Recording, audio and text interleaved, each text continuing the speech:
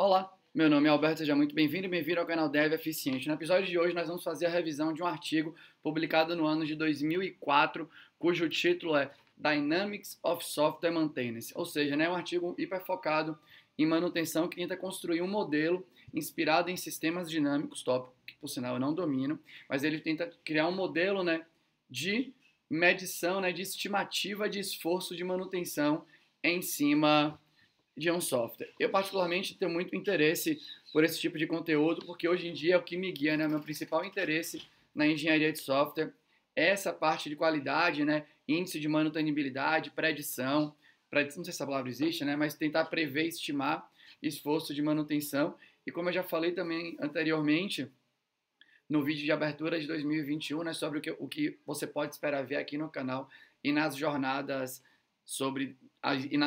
Dev Eficiente, eu vou colocar todo o meu esforço nesse tópico, manutenibilidade de software por múltiplos vieses, porque eu acho que é um tópico muito, muito importante e ainda deixado de lado na maioria das rodas que eu percebo de conversa na comunidade de desenvolvimento. Então vamos lá, Como sempre, revisão de artigo aqui no canal é um vídeo um pouco mais complicado, porque o artigo tem muita referência, artigo científico, então eu faço um resumo grande e vou tentando ler em cima do resumo, enquanto eu falo aqui para você, beleza? Então, se eu der uma pausinha ou outra de vez em quando aqui no vídeo, é que eu estou aqui me lembrando do resumo, do tópico para eu poder falar sobre ele aí para você. Então, a primeira coisa que é legal, então, a primeira coisa que eu vou fazer aqui vou pegar todas as seções do artigo e ler para você, revisar um pouco, os pontos que eu considero que são essenciais ali de cada seção. E no final do vídeo eu vou trazer a minha perspectiva, a minha visão, barra opinião, sobre o que foi escrito aqui. Porque aí eu separo fato que eu digo, informação bruta trazida pelo artigo, de opinião construída, sobre o meu ponto de vista em relação ao que eu li. Então, o artigo, como todo artigo científico, ele abre ali, com o abstract do artigo, com o resumo do artigo, e ele traz a ideia que lá em 2004 já, o artigo são de pessoas da Índia, então a Índia tem muita empresa de terceirização de construção de software, manutenção de software e tudo mais, Se eu não me engano, tem uma hiper famosa aí no planeta que é a Tata, ou algo do gênero, que era uma das áreas dela, ou ela inteira, enfim, fazia muito isso, deve ter várias outras, enfim, é a Índia, O que não falta é engenheiro de software por lá. E o artigo traz a visão que estimar o esforço de manutenção virou algo muito, muito complicado, Teve um shift ali em como isso era feito. Anteriormente, as empresas meio que você cobrava pelo tempo que a pessoa ficava alocada dentro da empresa que tinha contratado o seu serviço, e em determinado momento do tempo, as empresas começaram a querer ter um valor fixo para o tempo que a pessoa ia ficar alocada. E aí isso trouxe um desafio para as consultorias, que era, beleza, já que eu tenho que cobrar um valor fixo, eu preciso ter algum tipo de pensamento, de estimativa de esforço que os meus engenheiros e engenheiras vão ter, naquele software, para eu conseguir fazer alguma coisa aqui. Então, esse é o início ali, esse é o início do artigo, Só pegando, basicamente é isso que ele fala ali no início, e ele também traz, que acho que coisas que é engraçado nessa dicotomia, porque todo mundo fala que a gente fica mais tempo mantendo software do que criando coisas novas.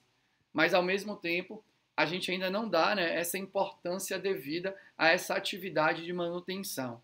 Então, o artigo também traz no resumo essa ideia, manter o software, que a gente tem os múltiplos vieses de uma manutenção, manutenção corretiva, manutenção preventiva, Você tem a manutenção evolutiva ali do software, quando você tem que acrescentar coisas em cima da funcionalidade que já existe, dado uma mudança de escopo, ou um acréscimo de algo, no espectro da funcionalidade e tal. Então, também o resumo o abstract do artigo traz isso, que manutenção é uma atividade igual ou mais importante do que a atividade de desenvolvimento de novas funcionalidades em si, ou criação de um software do zero e tal.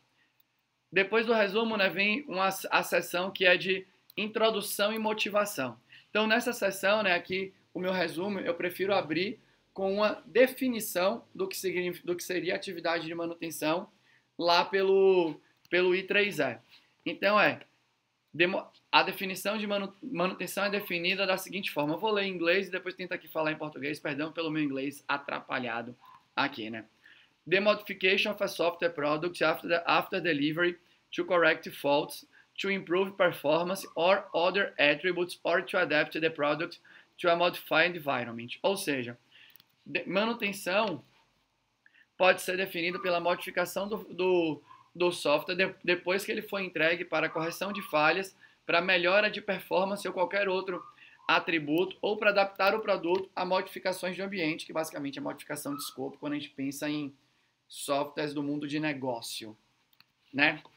E aí, nessa sessão, uma coisa que ele fala, né, que aqui, ele traz um dado que, mesmo aqui no artigo, né, eu não achei, ele deu uma referência só para o número que ele trouxe, não sei se isso é suficiente ou não, mas pelo menos ele deu referência para um artigo, mas muito antigo, de 1980, mais ou menos, mas ele fala assim, né, é sabido que no ciclo de vida de um software, mais ou menos entre 25% e 33% do tempo é dedicado para a construção de coisas novas. Ou seja, aproximadamente 70% do tempo é dedicado para manutenção, né? Pelas múltiplas facetas aí da manutenção. E aí, aqui no artigo, nessa motivação, né? Ele traz o fato que as empresas, como eu falei anteriormente aqui já nesse mesmo vídeo, ele fala assim, putz, mudou o jeito que as empresas querem contratar nossos serviços. Anteriormente, todo mundo queria contratar o serviço pagando pela hora do engenheiro ou da engenheira alocada em determinado lugar. Agora a empresa quer contratar a consultoria, né, a terceirização, por um determinado intervalo de tempo e quer um valor para aquele tempo. E aí você precisa estimar, porque você não sabe o que vai acontecer direito naquele determinado intervalo de tempo sobre aquele software. Então eles têm essa mudança aí, né? Como é que eu estimo esforço agora e como é que eu estimo esforço de uma maneira, né, que pareça justa e que realmente vale a pena para o negócio de consultorias aí. Então isso que ele traz muito aqui na introdução, né, e motivação. E aí ele também traz uma outra parte da motivação, que é justamente que tem a ver com isso, que é, muitas vezes, quando você vai dar a consultoria, você não tem mais contato com as pessoas, com a equipe que criou o software. Rotacionou, e as pessoas que estão lá agora, né, elas já são pessoas que trabalham na manutenção. Muitas vezes ela nem tem muito tempo lá. E aí chega uma empresa terceira para de alguma forma colaborar, e essa empresa terceira, né, tem que receber informação já de quem não criou a parada. E isso também, obviamente, né, afeta demais o esforço de manutenção pelo viés de conhecimento da aplicação, pelo viés de possível conhecimento do negócio, tudo mais. Isso tudo é trazido aqui nessa parte de introdução e motivação.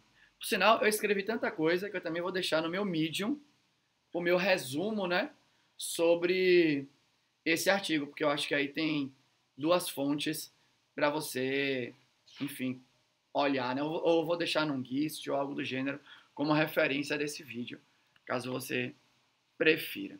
Depois de falar essa parte de introdução e motivação, ele vem para uma parte de Issues and Factors Affecting Software Maintenance, ou seja, né, quais são aí, né, os problemas, né, os fatores que podem afetar na manutenção do software, e ele traz 4 visões aí, né?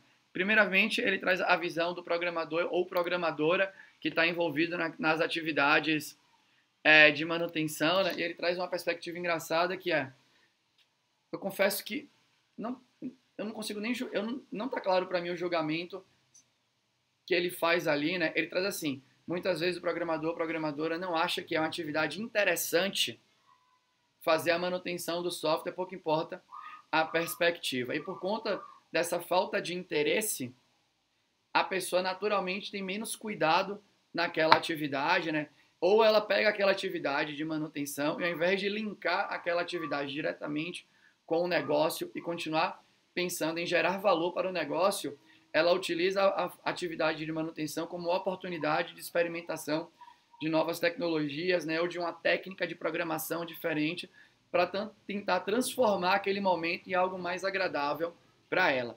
É uma coisa que o artigo traz e confesso que sem muita referência, então tende mais a ser a opinião do autor, né, do que necessariamente uma coisa que acontece de fato baseado em observação, né, de algum baseado em algum dado que foi coletado por algum tipo de meio aí. Uma outra coisa que também é trazida, uma outra perspectiva, ele chama de management attitude. Ou seja, aqui, né, é basicamente o papel da parte de gestão, liderança, enfim, né, dos facilitadores ou facilitadoras aí para a equipe que está, de alguma forma, né, tendo que manter o software. Então, ele traz uma perspectiva, né, muito parecida com a perspectiva dos programadores e programadoras de fato, dizendo que muitas vezes a galera que está na liderança dá mais ênfase à parte de criação de coisas do que necessariamente a de manutenção. E aí, quando você cruza fatores aqui, né, dando um pouco de opinião no meio aqui, né, quando você, se os facilitadores e as facilitadoras que deveriam facilitar, por exemplo, o direcionamento, né, explicação do motivo, das importâncias, deixar isso claro, também deixam claro que manter talvez seja uma coisa não tão legal quanto criar, isso meio que passa, né? Então o artigo traz um pouco dessa visão aqui, né? E um exemplo que ele traz aqui, né, nessa subseção é que poucas vezes as pessoas têm tempo dentro da sua vida na empresa para se dedicar a conhecer o software de fato, né? Pegar um tempo e falar assim, eu preciso conhecer isso daqui e ter uma estratégia que realmente seja aplicável para você conhecer o software mais rapidamente, né? Porque quanto mais você conhece, provavelmente mais possibilidades você vai ter na hora de fazer uma atividade de manutenção aí. Ele também traz uma outra perspectiva que é o que ele chama de code baseline, ou seja, né, dado que o software é a peça central aí na manutenção, né, é o objeto que vai ser mexido com o passar do tempo, dado algumas perspectivas, né, então a gente pode falar de complexidade aqui, né, do software, né, o tamanho do software por N olhares, né, não só tamanho em linhas de código, mas também dos artefatos que envolvem aquele software para ele conseguir ser deployado, coisa do gênero. Ele fala que tudo isso, né, documentação, tudo isso pode influenciar no esforço de manutenção, assim como a parte de customer, né, de cliente do software, né, ou seja, as pessoas que provavelmente imaginaram que determinado processo, que de alguma forma era feito manualmente, precisa ser automatizado, e elas muitas vezes têm a ideia de negócio, né, mais clara, qual que é a proximidade delas com a equipe, né? Então isso aqui a gente também vê muito nos desenhos de time hoje em dia, não só em 2020, mas um pouco mais também antes de 2020, né? A gente já entendeu, na minha opinião, que negócio tem que ficar muito próximo da parte técnica, porque a gente se complementa aqui, né? E dá mais vazão para a qualidade do que vai ser entregue no final. Depois que ele fala dessa parte de possíveis fatores, né, que podem afetar na manutenção, entra uma parte maior e talvez principal aí do artigo, né, que é a proposta para o modelo de estimativa aí, né, o Proposed Estimation Model. E aí, eu vou só pegar umas partes aqui mesmo em inglês que eu acho importante para a gente falar aqui no vídeo, que a primeira ele fala aqui, né, qual que é o objetivo? Define, calibrate and validate a holistic model to predict the effort expended in maintenance activities over a specified period for a software system in light of the impact of various dynamic factors influencing it. Meu inglês é terrível, né? Mas basicamente é definir, calibrar e validar um modelo holístico para tentar prever ou estimar o esforço necessário nas atividades de manutenção, dado um período específico de tempo, né?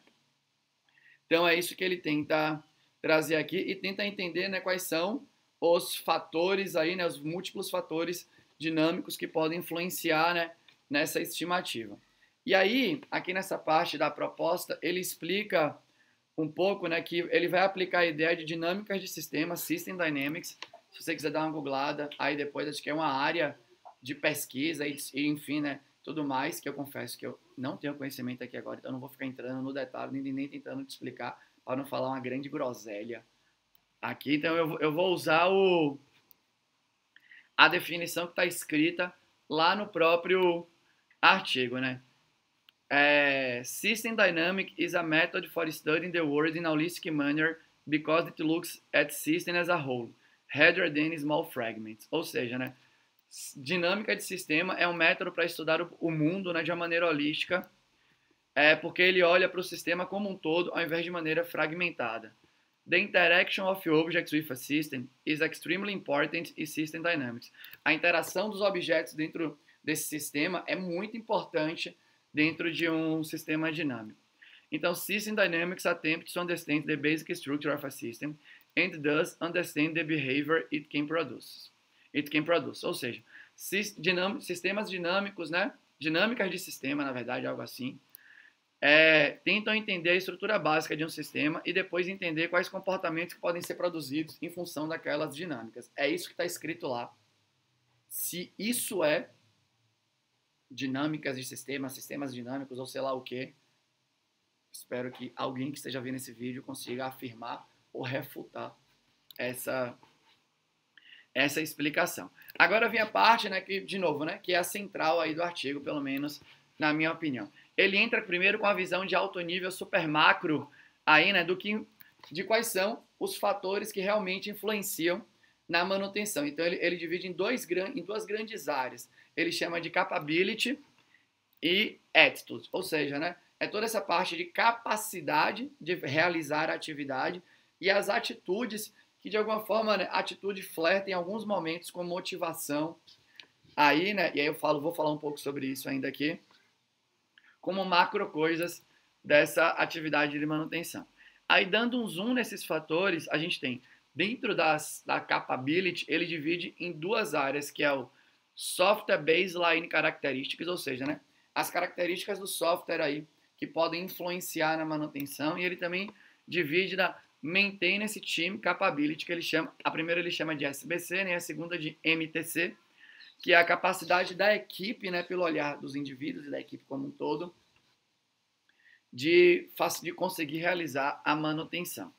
E aí, ele deixa claro que no sistema dinâmico que ele propõe aqui, na visão que é proposta, a capability, dividido entre esses dois fatores, né, a capacidade da equipe, a capacidade do sistema como um todo, essas duas coisas são as principais para facilitar a atividade de manutenção. Então, dentro do Software Base Characteristics, ele fala do Software Baseline, que basicamente é todos os elementos que compõem o tamanho do software, não só a linha de código, o que é muito interessante. Análise de complexidade do software através de métricas formais. Tem também, né, a ideia de índice de manutenibilidade. Então, ele traz um exemplo que é o Mean Time to Recover, aí, né, o MTTC, que acho que hoje, inclusive hoje, né, a gente está aqui falando de uma coisa que foi escrita em 2004, e a gente ouve muito falar sobre essa métrica dentro das equipes de desenvolvimento, né? Como sempre, só para deixar claro, qualquer indicador analisado de forma isolada é pobre, beleza? Então, quando você pensa em performance aqui de alguém, geralmente performance tem que ter múltiplas dimensões para você poder conectar os números para ver se de alguma forma aquilo faz sentido. Uma performance por uma dimensão só é pobre e pode ser utilizada de maneira perversa pela equipe, beleza? Então, ele também olha pelo histórico de manutenção, né? Esse aqui é muito bom, né? Que é, se um sistema tem muito erro, registrou muito erro historicamente, o chute é que ele é difícil de ser mantido. Pelo menos para mim faz sentido, nesse momento da minha vida, né? E ele também traz o fato que a documentação, né, pelas múltiplas perspectivas aí de visão, também facilita, na visão de alto nível, de design, de baixo nível, pensando de arquitetura, né, também. Então, enfim, né, N documentação que tenta trazer, né, um pouco da visão de negócio, enfim, N junções de documentações podem facilitar a manutenção. Ainda nessa parte de capacidade, né, olhando pela Maintenance Team Capability, pelo MTC, ele fala, né, da expertise técnica das pessoas, pela expertise em relação ao domínio, pelo conhecimento da aplicação de fato, né, e pela atitude do programador ou da programadora. E aqui você pode olhar pelo espectro da motivação. Então, esse daqui, no final aqui, quando eu não for dar minha opinião, eu considero que são coisas óbvias, né?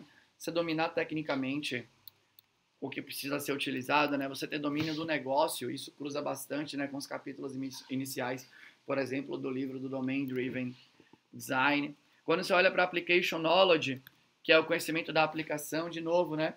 Faz sentido. Quanto mais você conhece da aplicação, mais você vai conseguir resolver coisas que você conhece como os pontos interagem, tudo mais. E aqui, em relação à motivação, aí eu confesso que existem teorias sobre motivação, a que me guia muito é da autodeterminação, que tem múltiplas explicações ali, né, dos níveis de motivação, e eu acho que pode fazer sentido, se você olhar pelo espectro de tá tudo explicado para a pessoa, por que ela está fazendo aquilo, então eu acho que faz sentido também aí. E aí pensando agora no espectro, né, no macrofator aí do attitude, aí, né, ele traz por dois lados, que é o Customer Attitude e o Management Attitude, beleza? Então ele fala aqui, né, do alinhamento entre negócio e tecnologia. Então, o time de engenharia, né, o time de produto, algo do gênero, tem que estar completamente alinhado com o negócio para que a gente diminua as mutações aí, né, entre o que uma pessoa está falando, o que outra está entendendo e o que o código reproduz. Ele fala também, né, do ponto de vista do time de clientes ou de pessoas que representam, né, de alguma forma tem mais entendimento sobre o negócio em si, né, então ele chama aqui de team stability, ou seja, quanto que fica rotacionando as pessoas que tem que explicar o negócio para você. Quanto mais rotaciona, assim como rotação provavelmente em múltiplos espectros, aí mais difícil talvez seja de manter. Ele tem outro fator que ele chama, ainda no Customer Attitude, que ele chama de involvement, que é o quanto o cliente está disponível, né, para responder, disponível para o time. E outro legal aqui, eu nunca tinha ouvido essa expressão, né, mas talvez seja porque eu fico mais distante da parte de produto em si, mas ele fala aqui do scope creep, que basicamente é a loucura da mudança de escopo, que pouco importa o tipo de inspiração, de método para cuidar da sua equipe você usa, né? Se é ágil, se não é ágil, pouco importa.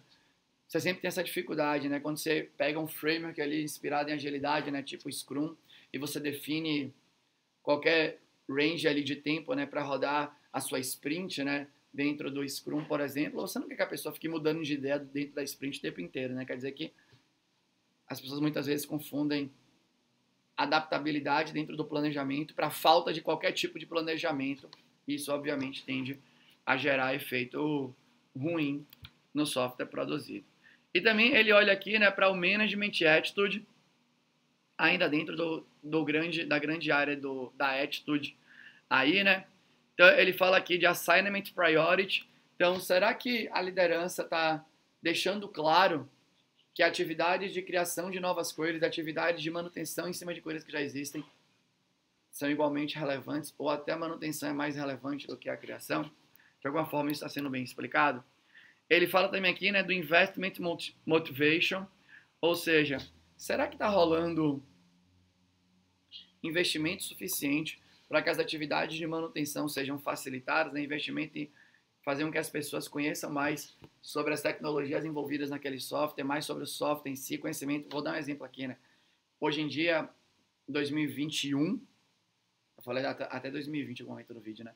2021, tem muita startup, por exemplo, né, fintech.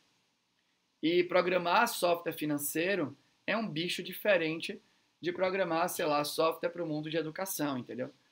São outros tipos de impacto financeiro, de dinheiro, por exemplo, né?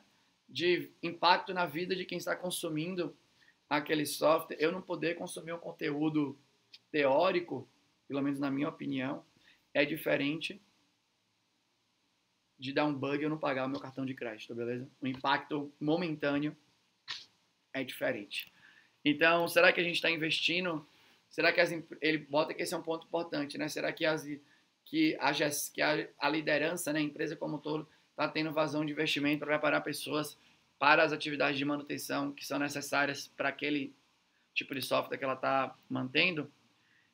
E também Ele fala aqui no Developer Involvement, nesse Management Attitude, que é o quanto você consegue, né, literalmente envolver a pessoa, deixar claro para ela, colocar ela no jogo de manutenção. Isso cruza também com o outro tópico aqui, né, quando ele olha para o dentro da parte de capability e aqui dentro da parte de maintain esse time capability para o Programmer Attitude. Então, as duas coisas aqui, meio que na minha opinião, são cruzadas.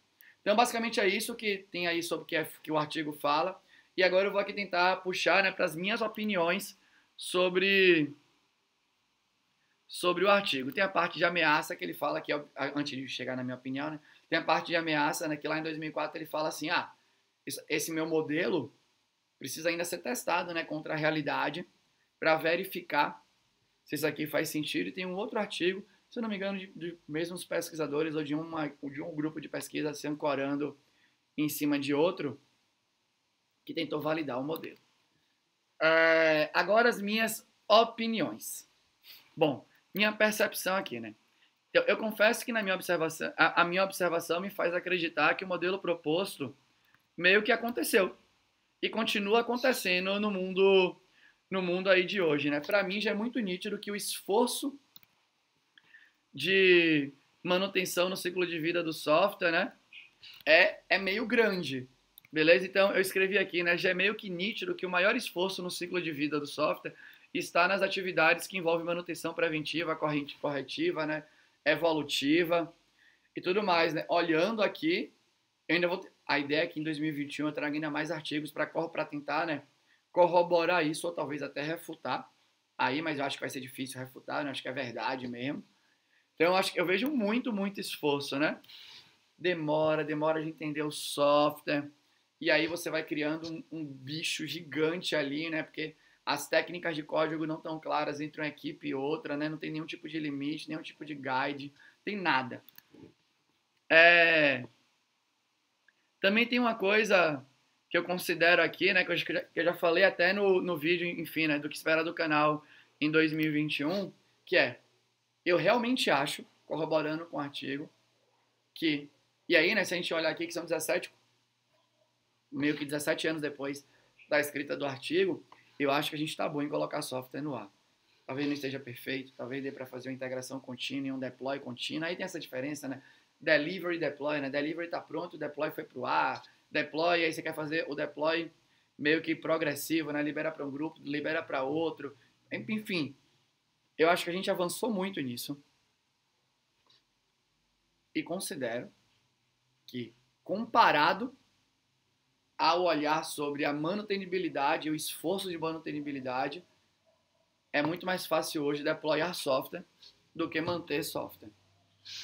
Então, eu realmente entendo que esse é um gap dentro da comunidade de desenvolvimento e também dentro das empresas quando a gente olha para a importância.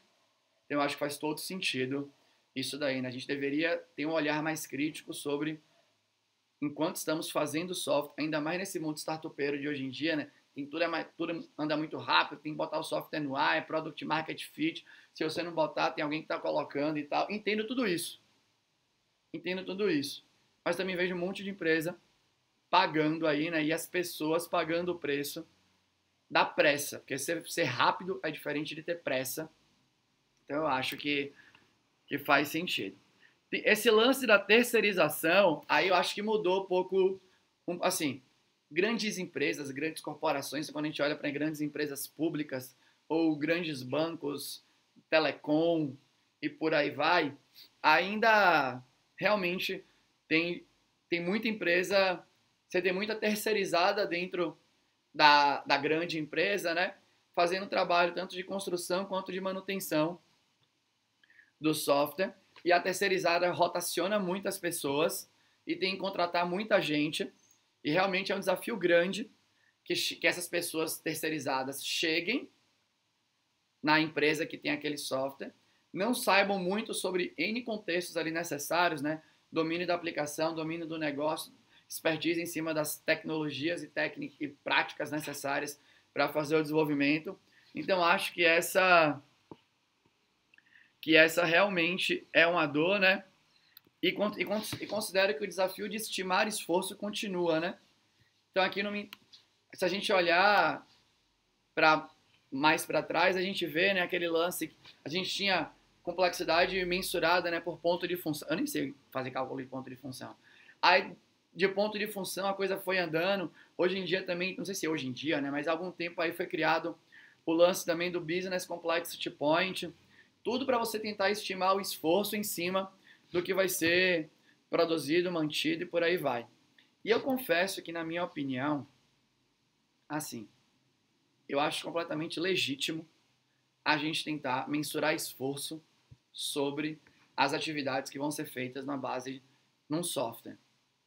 O que eu particularmente não gosto, e quando você vai para as teorias de performance, tá escrito lá também, eu não quero te julgar pelo número de pontos, pouco importa qual tipo de como é que é feita essa mensuração de pontos, que lembre, quando a gente fala de implementações aí de métodos ágeis, dentro do Scrum, em algum momento da nossa vida, tinha joguinho de cartinha, né? Para você mensurar o esforço para fazer determinada funcionalidade. E muitas empresas ficavam vendo, né, o número de pontos entregues por sprint e o número de pontos entregues por indivíduo para falar sobre a sua produtividade, né, sobre a sua performance. Então, o que é que eu não gosto e as teorias de performance falam também. Mensurar a performance de alguém por uma dimensão tende a ser muito pobre. Então, se alguém olha para mim e fala, Alberto entrega 40 pontos por tarefa ou por sprint. O que isso quer dizer? Quer dizer que eu sou o que entrego menos pontos por sprint? Pode ser que sim. Isso quer dizer que as tarefas que eu entrego são as que geram menos valor? Aí é uma outra dimensão, né?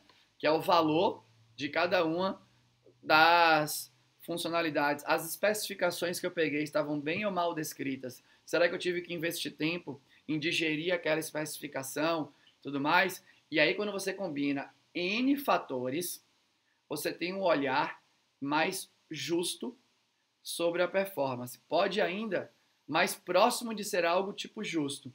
Pode ainda não ser o melhor? Pode.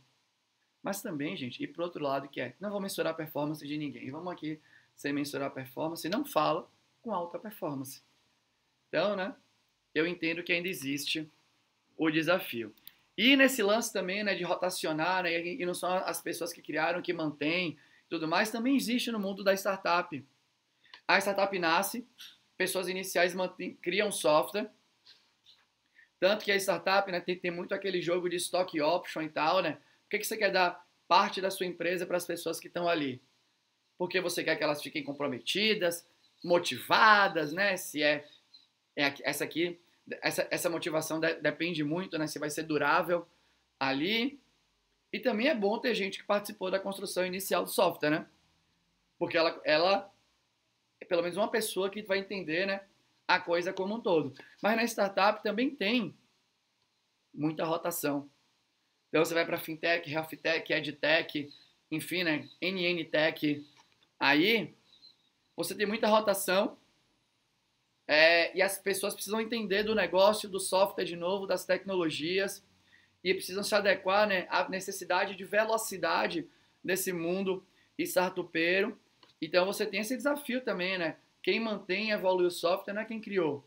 E obviamente isso é difícil. Então também eu acho que o artigo cobre isso e é interessante. Sobre o modelo proposto para estimar, eu confesso que eu gostei muito da divisão sugerida de capacidade versus atitude. Acho que capacidade fala muito com o que eu aposto. A parte de atitude, eu acho que é importante, do attitude lá, mas não acho que realmente é primordial, do mesmo jeito que o artigo falou. Então, eu nem vou dar minha opinião sobre ela aqui agora. Eu vou focar nessa parte de capability, porque aí sim, eu acho que eu vejo muito gap na indústria hoje e entendo que tem muito espaço para gente melhorar. E por que eu gosto dessa parte de capability? Só para dar uma explicação, né? Uma teoria que me influencia muito, né? É a teoria da alta eficácia, que em resumo é a teoria que diz que quanto mais capazes nós nos sentimos, mais a gente aumenta a nossa chance de exibir uma boa performance dentro de um determinado contexto. Beleza? E aí, existe dentro dessa teoria a ideia da distorção da realidade. Então, por que eu gosto do fator, né, da ideia da capability no sistema, na tentativa de estimativa, né, da sistematização de estimativa que o artigo traz? Tudo que ele coloca, eu vou falar já sobre isso, na minha opinião, tende a facilitar a sua sensação de capacidade dentro daquele contexto. E também, né, tende a aproximar a sua sensação com a realidade. Porque a gente pode acontecer da pessoa se achar muito capaz, enfrentar o desafio, mas ela sofrer de uma distorção da realidade, que o senso de capacidade dela não conversa com o que ela realmente sabe fazer. Então eu acho que a esfera aí da capability junta um pouco dessas duas coisas quando você cruza com psicologia, por isso que eu gostei aqui, né? Então, pelo olhar da capacidade, né, em cima da perspectiva, aí olhando ali, né, agora pelo olhar da capability em cima do software em si, né, do objeto do software. Então, a ideia dele de baseline size não ser medida apenas pelo olhar de linhas de código é muito interessante, né? Então, quando você considera o mundo de hoje, olhando de maneira, você pode olhar de maneira mais crítica o debate, por exemplo, entre microserviços e monosserviços, né, ou monolíticos, ou algo do gênero. Então, se você olhar só por linha de código, realmente, quando você pega um serviço e fatia ele em N aplicações, você tem que ser muito ruim de código para essas N aplicações isoladamente terem mais linhas do que o monolito, né? Vamos combinar. Pode ser que a soma das linhas das N aplicações provavelmente deve dar mais linhas do que o monolito em si. Só que você olha isoladamente, né? Então não faz muito sentido olhar para a soma das linhas, pelo menos na minha opinião, como eu enxergo manutenção, como eu enxergo a atividade de manter o software, né? E aí também quando você olha para o baseline size, aí você tem o outro lado, a outra dimensão que é, beleza. Então, eu dividi as linhas e quando você olha pelo olhar das linhas de código, você tem menos linhas para manter. Isso pode ajudar. Só que quando você pega nesse mundo de microserviço e olha para todo o resto, aí começa a ficar legal a análise, né? Porque você tem, né, espalhado em múltiplos serviços diferentes todos os softwares necessários para fazer a parte de observabilidade, por exemplo. Quando você olha para o mundo Cloud Native, você tem todas as características dentro do software de facilitação de deploy nesse mundo de cloud aí, né, de instâncias que nascem e morrem. Então você, por exemplo, tem que ser melhor, você tem mais código que pensa em concorrência, né? Você tem, sei lá, vou dar um exemplo que aconteceu, eu estava falando ontem, né, com um colega meu de trabalho dentro, ontem, eu tô gravando esse sábado, eu tô gravando esse vídeo no sábado de 2021, eu estava conversando ontem com um colega meu de Zup, e um dos assuntos foi que determinado sistema tinha uma funcionalidade lá, né, de alarme, e esse sistema estava deployado num cluster de Kubernetes e disparou o alarme 7 vezes, por exemplo. Porque são atividades ali, né, que ninguém teve, os 7 sistemas tinham algum tipo de job, e aí o job rodou e disparou 7 alarmes. Então você vai ter que fazer algum tipo de código para não disparar 7 alarmes, beleza? Então, eu gosto muito do olhar da baseline size pelos múltiplos fatores aí. Então, ele cita no artigo, né, número de tabelas do banco de dados. Aí, se você vai para um sistema para uma arquitetura de microserviços, você vai ter múltiplos bancos de dados. De vez em quando, você vai ter múltiplos bancos de dados com paradigmas diferentes aí, né? Então, também você vai ter isso daí. Aí, de vez em quando, você vai ter, né? Hoje em dia, a gente tem muito esse lance das migrações. Então, você vai ter, ele considera, né, quais são os scripts que você tem no seu projeto. Então, tudo isso entra no baseline size. Eu acho muito, muito interessante essa perspectiva. Quando ele fala sobre a complexidade do software, pelo menos em 2021, eu ainda aposto que a combinação de certas métricas, né, ou de N métricas de software que já existem no mundo de hoje, né? Então a gente pode falar, né, de métrica de coesão, acoplamento, linha de código, número de classes e tal, né? Você pode escolher um conjunto, de novo, né, sempre um conjunto, e eu acho que o conjunto fala muito sobre, pelo menos as minhas análises que eu fiz até hoje em cima de software que já são inscritos, quando a métrica está muito para cima, né, então tem esse padrão na métrica, né? O número tem que ser o menor possível. E quando os números estão elevados, você olha para o código, geralmente as pessoas dizem que aquele código está difícil de ser entendido, né, evoluído, enfim. Pelo índice de manutenibilidade que ele traz, então eu concordo com esse lance da complexidade, é uma aposta grande que eu faço, né, no canal do Dev Eficiente e na jornada Dev Eficiente, do IDA Dev Eficiente e na jornada também para 2021. Quando ele vai para o lance da manutenibilidade,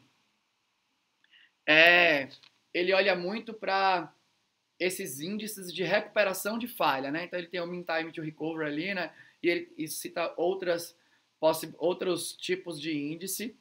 E aí, de novo, isoladamente, não acho que fala muita coisa. Mas aí quando você junta, né? MTTC, complexidade, baseline size, aí sim eu concordo e acho que faz muito sentido para você olhar, né, a suposta dificuldade e conseguir fazer, né, ter uma ideia da estimativa de esforço ali. Histórico de erro, para mim, faz muito sentido, né? Se um software historicamente apresenta, pensando aqui no software web, né, que responde chamada em cima de HTTP. Se você tem, né, um alto índice de erro 500, acho que fala um pouco sobre a dificuldade que você vai ter de manutenção. Então, para mim, me parece lógico. Quando olha para a documentação, para mim também faz muito sentido. Um software sem nenhum tipo de documentação, pouco importa o tipo, né? A gente pode falar da visão de arquitetura, da visão de design, macro, micro. A gente pode falar da documentação dentro do código, né, em cima dos métodos que são escritos, tentando fazer descrições que dizem respeito ao que se deve fazer no comportamento e não como aquilo é feito, né? Então, o que se deve fazer geralmente muda menos do que o como. Tudo mais. Então, acho que todo tipo de documentação, quando a documentação é entendida como cidadã de primeiro nível do ciclo de desenvolvimento do software e do ciclo de vida do software, eu acho que fala sobre a possibilidade de manutenção, né? Pelo olhar da capacidade, de novo, ainda pela capability, mas agora em cima do time, quando vai para technical expertise, é a minha aposta total. Acho que a gente tem muito espaço como engenheiros e engenheiras de software para a gente dominar, né, muito mais as nossas atividades aí, né? Uma coisa que eu aposto muito no canal, né? Tanto que o conteúdo que eu tento produzir no canal tende a ser um conteúdo que, do meu ponto de vista, é um conteúdo que é mais profundo, né? Eu acho que é legal entrar no detalhe da coisa, discutir, criar pensamento crítico e tudo mais. Então, é uma coisa que eu me interesso muito. E quando eu olho agora, né, para duas empresas que eu tenho muito contato, né, que é a Zup, que é a empresa que eu trabalho hoje em dia, né, e que eu já gosto demais, e tem a Kaelon, que eu trabalhei 10 anos, né, que é uma empresa que eu também amo demais aí, né, e você pode olhar na Zup, um dos pilares da cultura da Zup é o Somos Nerds, e na Kaelon e na Alura, né, tem aí um movimento de nerd também, né, que eu tenho visto nas publicações, Alura Verso e coisa do gênero. E eu acho que é isso, né? A gente, como engenheiro e engenheira de software, tem que ser mais nerd. E ser mais nerd no sentido de ser profundo. E ser profundo provavelmente vai implicar, vai resultar em você ter mais expertise na atividade que você precisa dominar. Então, o canal e a jornada Dev Eficiente é sobre isso, né? Pega essa dimensão que é para você se performar no contexto, você precisa dominar tecnicamente tudo que é necessário naquele contexto. Aposto demais e acho que facilitaria demais, diminuiria demais o esforço de manutenção. Eu costumo dizer, né, com as pessoas que eu trabalho diretamente, que uma das dimensões de performance é a qualidade do que você entrega. E dentro da qualidade do que você entrega, tem o esforço necessário para entregar aquela qualidade. Então, você precisa minimizar esforço, mantendo ou maximizando qualidade. Então, e para mim, né, a expertise técnica fala muito com isso. A domain expertise, isso aqui para mim é óbvio, né? Se escrever software é automatizar o desejo de alguém, quanto mais você entender sobre o desejo, mais você vai fazer software melhor, né? Que você pode ser se você for muito bom tecnicamente, você pode entender menos e ainda produzir um software não ruim ou bom, dado os ponteiros aí do lugar onde você está, mas se você entender do negócio, putz. Então, se eu for escrever software para o mundo financeiro, quanto mais eu entender, né, do produto financeiro que eu estou envolvido, melhor. Melhor. Tem galho nenhum, é óbvio isso para mim. Não tem nem o que falar. E o application knowledge para mim também é muito, né? Quanto mais você entende da aplicação, mais conexões, né, junto com a parte de domínio de negócio, junto com a parte de expertise, mais conexões você pode fazer, mais imaginativo você pode ser em relação a um determinado problema, né? O seu modelo de tomada de decisão fica fortalecido, porque você consegue ver múltiplos espectros aí. Então, eu ia fechar agora, mas tem mais uma coisa que eu queria falar, né, que eu vou voltar nisso no próximo vídeo, que é muitas das coisas endereçadas no artigo e que ainda são calcanhar, que ainda, na minha opinião, é um calcanhar de Aquiles da indústria, o mundo open source sério está muito mais na frente em resolver, né? Quando você olha para projeto open source, você tem, né, um scope creep. Eu acho que nem tem, né, scope creep num projeto open source, né? Então você tem um scope que evolui de maneira muito mais interessante. Você tem deadlines muito mais interessantes, né? Você tem muito menos rotatividade nas pessoas que mantêm a base do código, né? Aquilo se mantém por muito mais tempo. A technical expertise das pessoas que estão em projetos open source geralmente é maior do que a technical expertise das pessoas que estão mantendo software dentro da indústria. O domain expertise é maior, né? Então, quando você olha para um projeto tipo Spring, Rails, agora, assim, nada aí dentro, né, meu? Sei lá, agora eu tô tendo mais contato, né, com, sei lá, Micronaut e por aí vai. Pouco importa a tecnologia que você tá tendo contato. Tudo isso é projeto open source muitas vezes, né? O projeto open source hoje nutre a parte tecnológica de construção de produtos na indústria. E as pessoas que estão envolvidas nesses projetos open source têm muito mais domínio sobre o negócio ali, né? Domínio, e aquele negócio é técnico, então elas têm muito mais domínio sobre sobre aquilo ali e muitas vezes muito mais domínio da aplicação como um todo, né?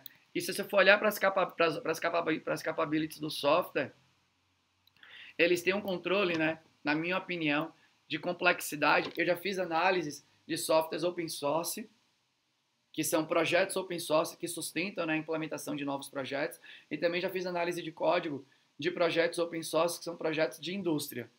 E agora, eu estou começando a tentar buscar, né, em 2021, ter mais espaço nas empresas para fazer, né, análise de degradação de software com o passar do tempo. A degradação de software do código no projeto open source, até agora, pelo que eu vi, que foi pequeno, mas o meu chute é que a degradação é muito menor. Muito menor, né?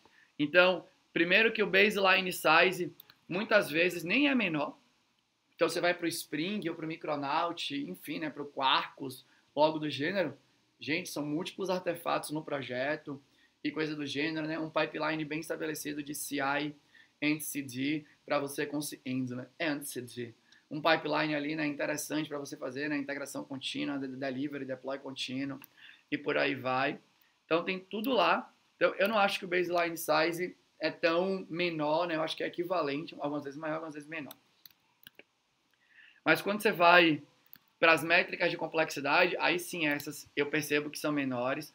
Quando você vai, né, para os índices de manutenibilidade, o meu chute também é que, na verdade, assim, não, talvez aí no mundo open source a gente compare menos, porque não é porque você abre uma issue no projeto open source que ela vai ser, obviamente, resolvida naquele momento.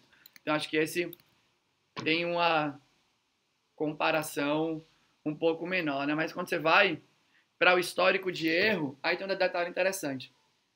Eu não tenho um dado e nenhuma referência agora para te contar sobre o histórico de erros dentro de... Quando você pega... Imagina que você tem 1 milhão de softwares no planeta que utilizam Spring.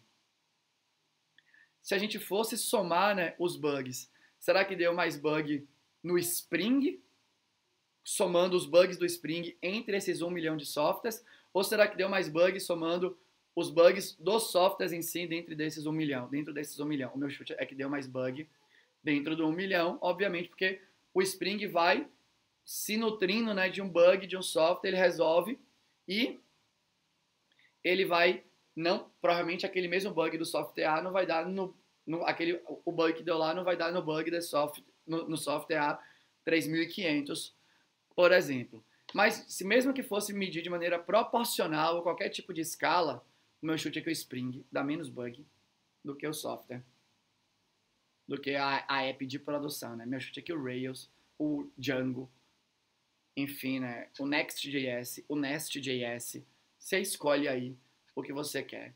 Dá menos bug do que o software de produção que utiliza a parada. E quando você fala de documentação, entendeu o que falar, né? Software open source sério, a documentação é incrível.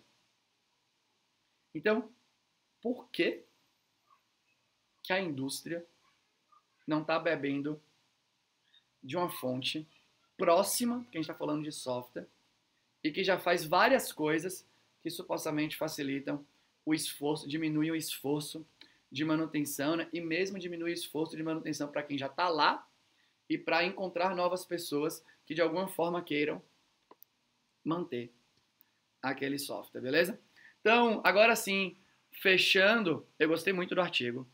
Eu decidi, né, que eu não vou ficar olhando para journals incríveis aí do mundo científico. Eu vou no Google Scholar, vou ler, eu vou pegar o artigo, vou ler os abstracts e vou ver se eu entendo que é legal para trazer aqui para o canal, porque no fim, né, informação é legal. Quanto mais informação você tem, mais crítico você tende a ser. Quanto mais informação eu tiver sobre manutenibilidade de software e trazer para você, mais crítico você também, eu acho que mais crítico você vai ser. Então, eu gostei muito do artigo.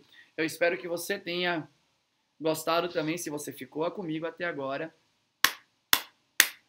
50 minutos me ouvindo, é um desafio incrível. Então, Jesus amado, né? Se você ficou, muitos parabéns. Se você gostou, deixe um comentário aqui. Se você não gostou, tem um comentário construtivo, deixe aqui também. E se você tem interesse que eu analise a degradação da qualidade do seu software, da sua empresa, né, pelo viés das métricas de software, eu tenho muito interesse em fazer pesquisa nisso. Fique à vontade para falar comigo aqui nos comentários e a gente tenta evoluir a conversa. Beleza? Era isso. Muito obrigado. Tchau.